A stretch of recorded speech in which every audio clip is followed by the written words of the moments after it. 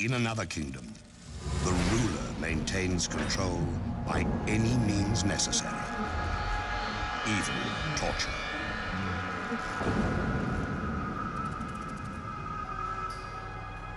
The Empress can afford to be gracious.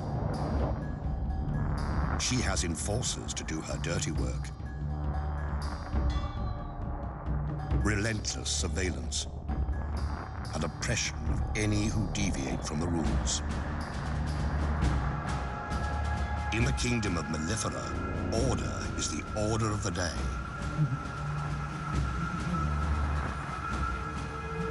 Every day. Mellifera, European honeybees, seem to lead a sweet existence, gathering pollen and turning it into gold.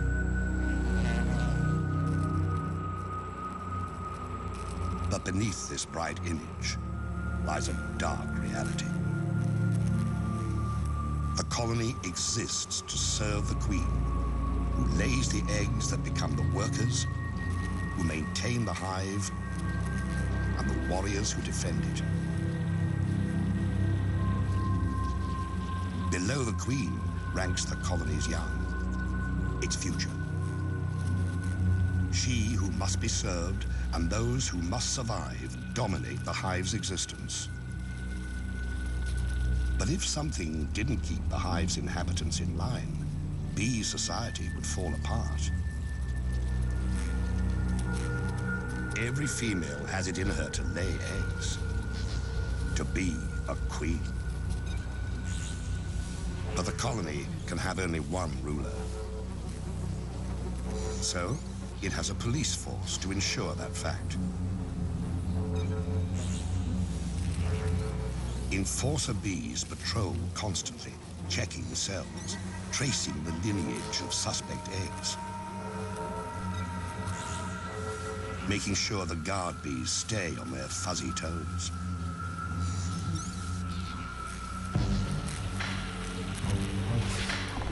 The police are on the alert for subversive social deviants, revolutionaries.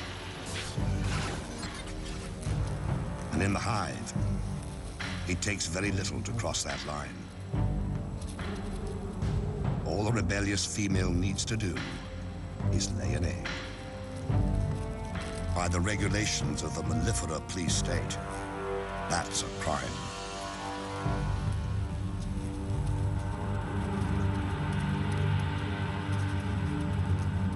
One bee is breaking the law. She deposits an egg in what she hopes is safety.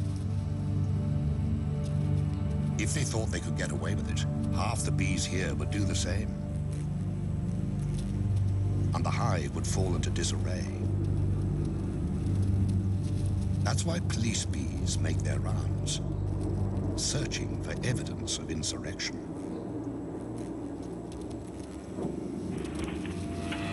And they find it.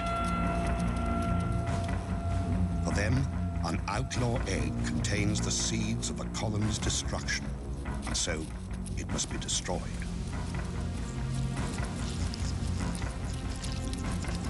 And to drive the lesson home, they brutalize the offender, keeping the hive safe and the queen's position secure.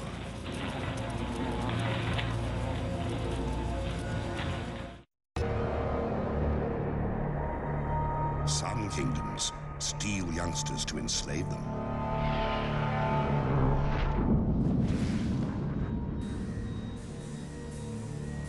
Others take no prisoners, slaughtering the defenseless to feed their own young. Winged horror has a name.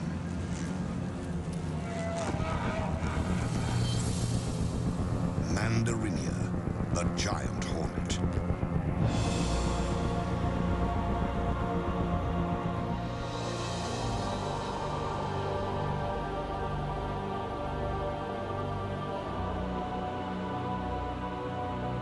Their reach extends across Japan.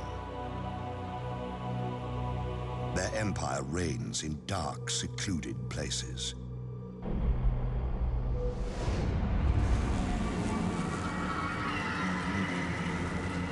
hornets are at the peak of their powers. Their queen is vigorous. Her workers are strong. Her fighters are many. Her brood chambers are full to bursting. Everywhere, mouths to feed.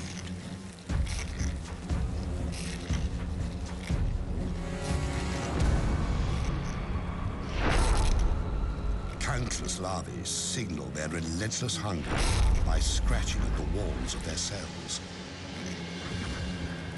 The grating drives the adult hornets into action.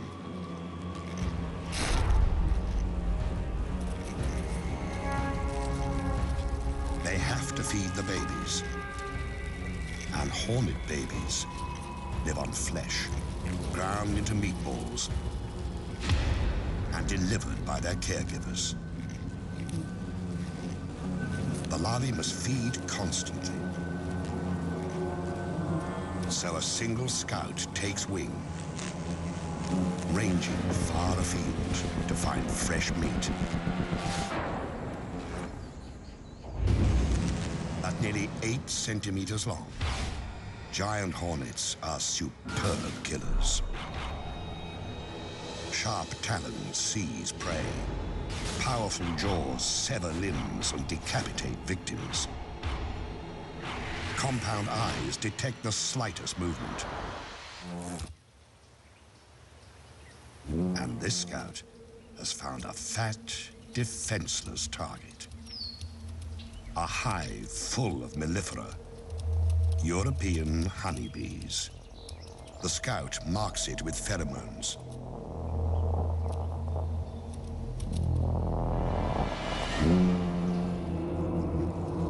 These bees aren't native to Japan. They arrived during the last century, imported because they produce more honey and are less combative. Because the alien bees didn't evolve with the giant hornets, they have no way to fight an attack.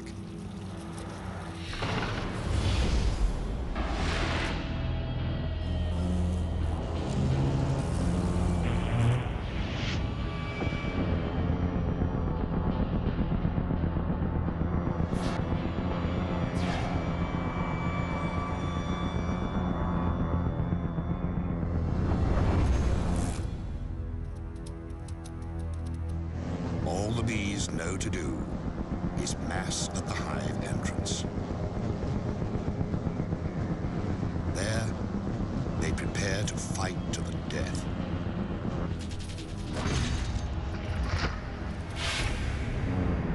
The hornets are 5 times the honeybee's size, and many times more willing to kill.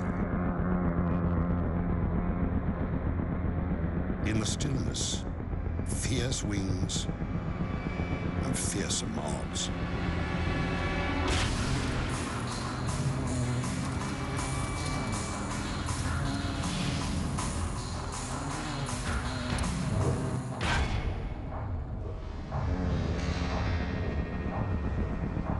Valor has no place here, and yet the brave bees will not surrender or flee. They will kill a hornet or two.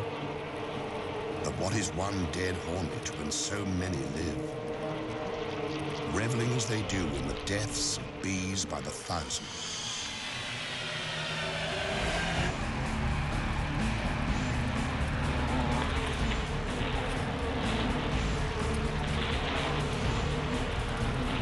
The carnage mounts, a foregone conclusion playing itself out to a horrifying end.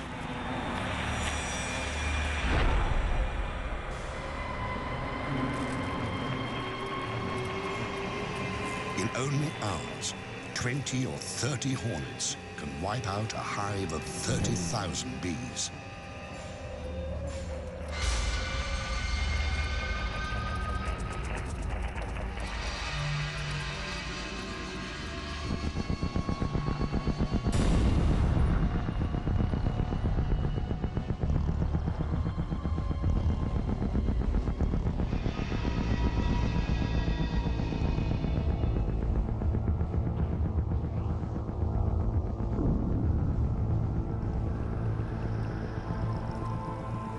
The killer hornets have reduced the defenders to a carpet of the dying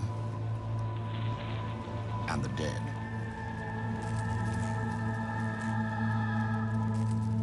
Now, they can rob at their leisure, sometimes for days. This bee colony is doomed. The victims left to rot. The raiders gorge on honey, even licking it from carcasses.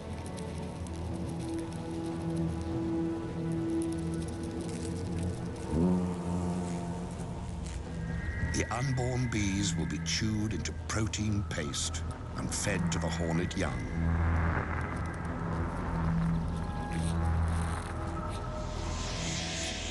For every empire that seems invincible, there is an opponent able and ready to exploit an unexpected weakness.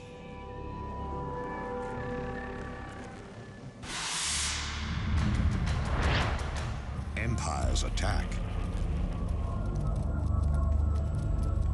but they also must defend themselves. No matter how strong the fortress, the best defense is knowing your enemy.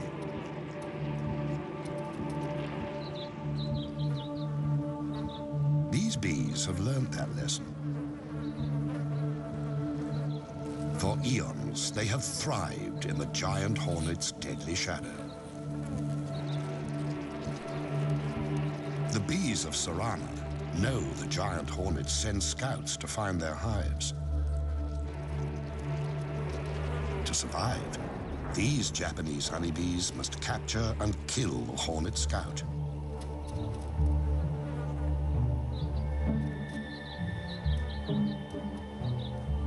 And to do that, they have a secret weapon.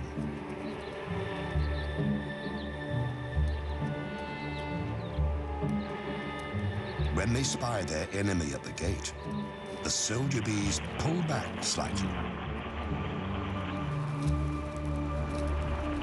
Their waggling signals a sneak attack. They're enticing the hornet to enter their hive. When she takes a few sacrificial targets, the bees attack. In a horde, the defenders rush the hornet scout, enveloping her in a wave of bee bodies. But they don't sting. Instead, the bees crowd belly to belly against the invading beast. Vibrating their abdomens, they create a ball of heat that clasps the hornet at its livid core. It's a battle with narrow margins. The bees can stand temperatures up to 50 degrees. The hornet can only survive to 46. The temperature of the core, 47 degrees. For 20 minutes, the squirming orb presses onto its prey. Bees die. Others step up. If the scout escapes, all is lost.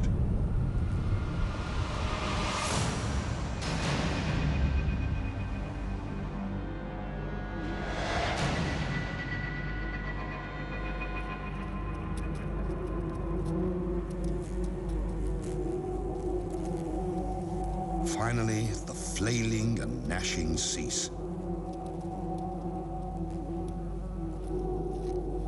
This hornet won't reveal the secret of their hive's location. The bees have paid a price, but they've saved their home.